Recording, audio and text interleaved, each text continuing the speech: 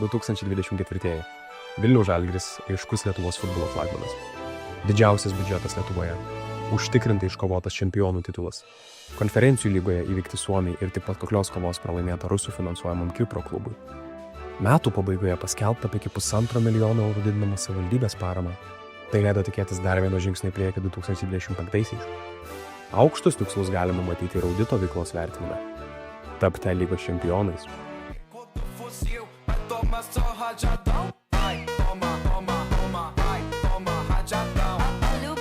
Laimėti LFF taurę. Galvos Daminas Pavlovičius, nors spės DNS Georgijai, spėja ir įvartis. Čia Iskendišas pražiopsojo serbo judesį, ne įvartis. Kokį sprendimą priims serbas. Ir įvartis, pokeris. UEFA turnyre įveikti bent pirmąjį etapą. Cross al brasiliano, Tatara sul gol! Sta Joseph Mbongi, prova shot, mette stanza, gol! Cimenta, fuori il pallone barra. Azioni, il Geria, shot al gol! Mohamro Spartans! Išlaikyti didžiausią futbolo žiūrovų ir sirgalių susidomėjimą Lietuvoje.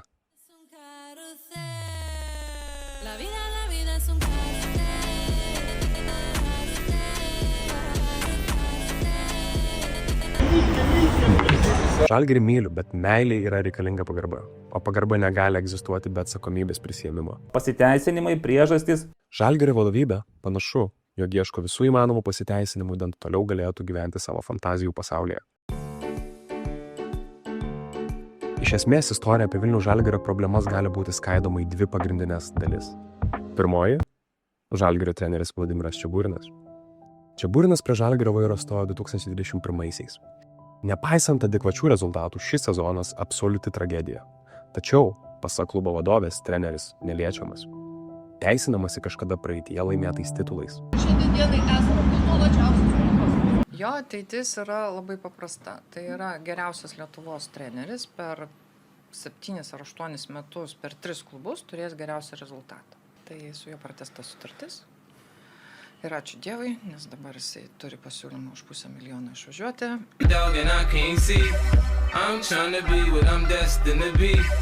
Čeburinas pateikiamas ir kaip neįvertintas futbolo genijus. Bet ar tikrai Čeburinas toks geras? Elementari analizė. Vidutinių iškovotų taškų per rungtynes palyginimas tarp buvusių Žalgirio trenerių. Čeburino rezultatai nėra geresni nei Zubo, nei Dambrausko. Tad kur visgi Čeburino paslaptis? Aš dar turiu vieną klausimą susijusį su Vladimiru Čeburinu. Norėjau paklausti, turbūt sutikit, kad nedaug trenerių Žalgiryje, kuris kelia labai tokius aukščiausius tikslus, liktų po tokio sezono, kai nepavyko laimėti A lygos. Tai kuo tas treneris yra taip ypatingas ir kas jam leidžia, sakykime, išsaugo tą postą po tokio sezono, kur, man atrodo, sirgalių lūkesčiai vis tiek buvo didesni. Ir kitas dalykas, istorija rodo, kad visada, būdavo keičiamas treneris tokiais nesėkmių atvejais. Kur keičiamas Žalgiryje? Taip. Ne. Žalgiryje buvo keičiamas treneris dėl to, kad jiem trūko kompetencijų. O ne dėl to, kad jis neturi rezultatų. O Valdo Dambrausko atveju, pavyzdžiui? Ten kita istorija, apie tai net nenoriu kalbėti. Gerai, tada kitaip paklausiu. Kuluaruose futbolo pastaraisiais mėnesiais ypatingai daug tokių visokių gandų susijusių Žalgirio klubu ir vienas iš jų yra tai, kad jūs asmeniškai su Vladimiru sieja ne tik tai darbas futbolo aikštėje, bet kažkoks ir asmeninis santykis, kiek realios tos kalbos ir kiek tai susiję. Viename podcast'e neteko girdėti, kad galbūt esate ponia Čeburiną, turbūt girdėjote tuos. Tai norėjau paklausti, kiek gandai tie yra pagristi. Aš irgi tai girdėjau, manęs paklausė, sako, tu ką, ištekėjai už jo? Okei, sakau, ne dar. Kai ištekėsiu, pranešiu.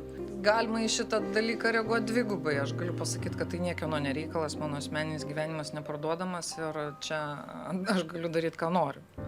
Aš, ko gero, negalėčiau gyventi su vyrbuhalteriu. Treneris ir klubo direktorė mažiausiai geri draugai. Artimas ryšys veda prie to, jog treneris tampa nepakaltinamu. Nepotizmas? Čeburino rezultatai vidutiniški, nespindi jis ir charizmą ar perspektyvą tobulėti ateityje. Negana to, nekalba Čeburinas ir nei angliškai, nei lietuviškai. Всегда ответственность берет на себя тренер. Visada treneris prisiima atsakomybę. Ai ne? Nors žadėta buvo kitaip. Mokosi, jau pradėjo kalbėti ir komanda jį labai palaiko. Jis mokosi kasdieną. Iš pradžių pradėjo su vienu mokytoju, vėliau net su dviem. Mes turime susitarimą su juo, kad jis išmoks angliškai. Aš vis tiek jau esu per sena ieškoti iš naujo trenerių. Mes jį turim.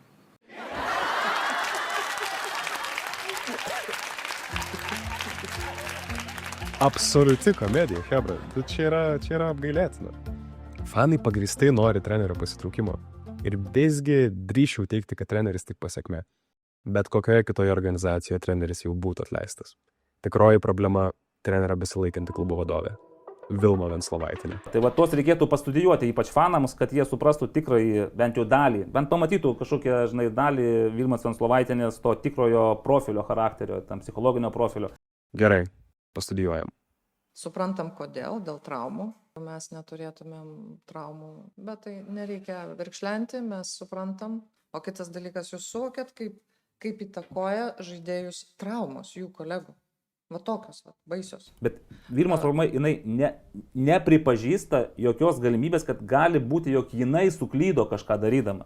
Pas ją visą laiką būdavo pasiteisinimai, priežastys ir net kai kažkurio momentu tenais neoficialiuose pokalbiuose jinai galiausiai sako, ten tas 17 sezonas prastas. Ok, viskas, paleidome titulą ir panašiai, bet tada ne dėl mūsų, o dėl karmos.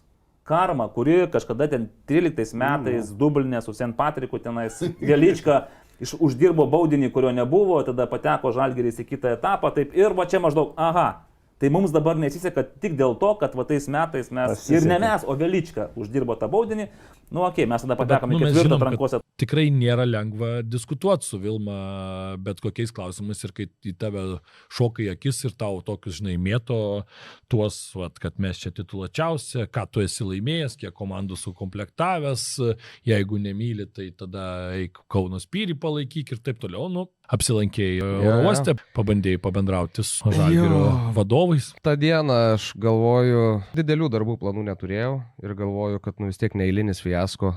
Negali tai apsieit be komentarų išvis, galvoju, pasižiūrėjau, ten iš Maltos tiesioginis skrydis, tai reiškia grįž čia. Nuvažiavau šitą oro uostą, vienas buvau, galvoju, dar jeigu būtų daugiau žurnalistų, galvoju, čia iš vienos pusės gal būtų dar labiau, Venslovaitinė nenorėjus kalbėti, iš kitos pusės, gal kokį 6 stovėtų, gal jau tada sunkiau ir nueit būtų, bet toksai, Išėjo kai kurie futbolininkai, išėjo ir sirgaliai, akivaizdu, kad irgi tuo pačiu reisu, kas yra visiškai logiška, keliavo, šiek tiek vėliau išėjo ir direktorė su treneriu. Ir aš taip, nuėjau prie Vilmos, sakau, labą dieną, aš čia sakau, dėl jūsų atvažiavau pasitikti, dėl jūsų atvažiavau, sakau, gal galima pakalbėti, visiškai, žmogiškai, bet nenoriu nei girdėti, nei matyti.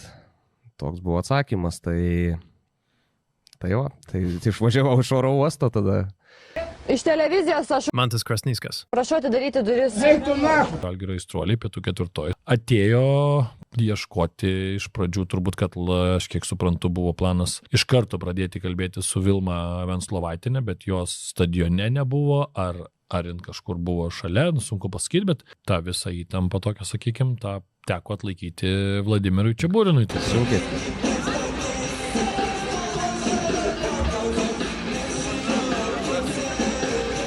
Čeburinui. Sunkiai sekėsi atlaikyti. Jo, ir pradinis tas pokalbis vyko su Vladimiru Čeburinu, matėsi, kad labai suirzęs vienu metu buvo jau kazachas, ar ne? Taip laiku visai atbėgo ir šiek tiek iš pradžių atrodė, kad tą atmosferą atvėsino Vilma Venslovaitinė, bet paskui vis tiek tas atvėsinimas gal žodis ir nelabai tinka. Aš negaliu nurodyti, žiūrėk, aš iššoktas. Tai, ką reikia žinoti apie Venslovaitinę ir jos požiūrį, tai yra jos Žalgiris. Jai priklauso tik 28% to Žalgirio. Čia visiškai nesvarbu, tai yra jos Žalgiris. Viskas. Ir jinai labai aiškiai leido suprasti fanams, kad Čeburinas irgi yra jos ir jeigu Čeburinas ir Žalgiris ir ji yra viena nedaloma esybė. Blogiausia, ką tu gali pasakyti, tai tu gali tada stumti ant trenerio, kuris tau irgi dirbo su tavim beveik 3 metus, laimėjo 2 titulus, Europoje irgi buvo ir gerų ten tų kelionių, ir rungtynių ir taip toliau. Ir tada iš Vilmos, kas tas Dambrauskas, amžinas bedarbis, iš visur atleistas, tokius pradėjo šaudyti ir tada dar, tai ką jisai dar pasiekė po Žalgirio? Nu. Tai kaip viskas tas priėjo prie Vladimiro Čeburino galiausiai?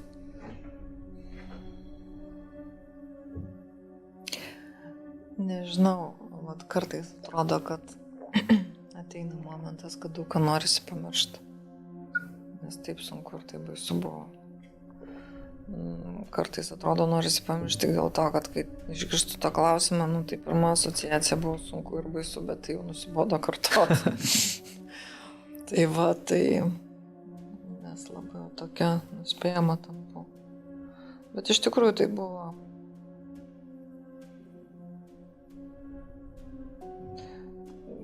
Vat įsivaizduokit, sėdit ir nežinot, ką daryti. Bet o turit žinot, ir čia, ir dabar, ir vakar. Jo. Ir tu negali sustoti, tu privalai daryti. Paklausti, ką tau pasakys, vaikeli, būk stipri? Nu, aš stipri. Įkvėpi orą ir darai. Ko? Mes esam dėkingi jam, nes jis galėtų atsistoti ir kaip buvęs Panevėžio treneris pasakyti ačiū, viso gero, nes aš neturiu žaidėjų, aš čia savo vardo negadinsiu. Blemba, mes visi žinom, kiek čia Vilma ten gali nepasakot apie ten Vladimiro Čeburino, ten kažkokius tai pasiūlymus apie dar kažką. Vis tiek, su visa pagarba, ten daug titulų iškovota, taip toliau. Bet ne vienas žaidėjas, kuris yra dirbęs su juo ir ne vienas tikrai, kuris jau yra perėjęs per daug trenerių, yra sakęs, kad tai yra labai ribotas treneris. Žinot, kas dar linksma? Žalgiris, būdamas daugkartiniu Lietuvos čempionu, neturi sporto direktoriaus. Tai pareigybė atsakinga už žaidėjų selekciją. Už tai Žalgiryje atsakinga pati Vilma. Priklausomybė nuo kontrolės?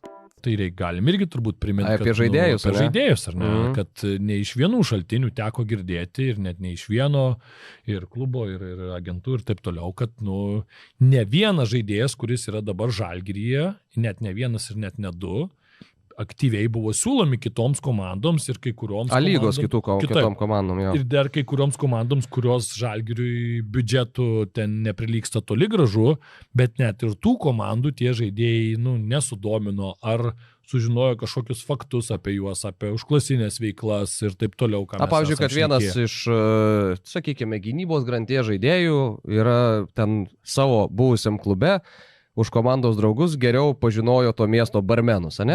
Taip gali pasakyti. Taip. Taip, pavyzdžiui. Ir nereikia labai toli nereikia, kaip sakant, tiesiai per sieną. Tik reikia perlipti principus, kad tą skambutį padarytum. Būtent. Tai vėl tada atrodo, tai vėl čia atrodo, kad eilinį kartą ką ir Žalgirio aistruoliai kėlė, kad kodėl nėra sporto direktoriaus. Nes tai yra opi problema ir jeigu tu tokį dar faktą dedi ant stalo ar ne, tai tu tada matai, kad reiškia tai yra opi problema, jeigu nesusirinkė pilnos informacijos, jeigu pasiimi, ten vėlgi buvo tada apie komplektaciją, kai pradėjo šnekėti, vėl Žalgirio fanams buvo mesta ten tokia korta, kad o kiek tu esi sukomplektavęs komandų? Tai čia tas pats, kas, nežinau, aš pradėtume komentuoti tragiškai, daryti kiekvienam sakiny po 5 gramatinės klaidas ir kažkas pasakytų, prastokai komentuoji tu paskutiniu metu ir tu sakytų, kiek tu sukomentavęs. Aš nesuprantu ir aš žinau istorijų, tekę kalbėti, sakė, kad visa Latvija žino, kad ten veikėjas yra, kad drausmės pažeidimų krūva ir taip toliau. Tai kaip tu atsiveži tokį žaidėją? Su šitu treneriu, akivaizdu, kad tu ten kažkokio anglakalbio irgi nepaimsi trenerio, to žaidėjo. Tai galiausiai, imi tu ten kažkokius serbus, juodkalniečius, kur, rastų bendrų ten kažkokių tų slaviškų. Yra tų prancūzėlių, dabar visoko ten kažką, bet šiaip tai jokinga, aš atsimenu, kai ten tą dokumentiką darė, kur ten, ten rusiškai kalba su jais, ta prasme, taktikas kažkokias. О, уже пас пошел! Ну, куда? О, есть, браво. Ты, эй, и ты, эй, стенка, ты, эй, тут, оп, а ты уже здесь, угол, фу! Браво, гайс, оно будет работать, если мы будем все делать четко, чтобы мы душой жили здесь. Сердцем надо работать, сердцем, хард. hard work. Žaidėjų selekcijos spragas pagrindžia ir tai, kaip nedėra Žalgirio deklaruojamas siekis auginti jaunimą ir būti lietuvišku, palyginta su faktinė situacija.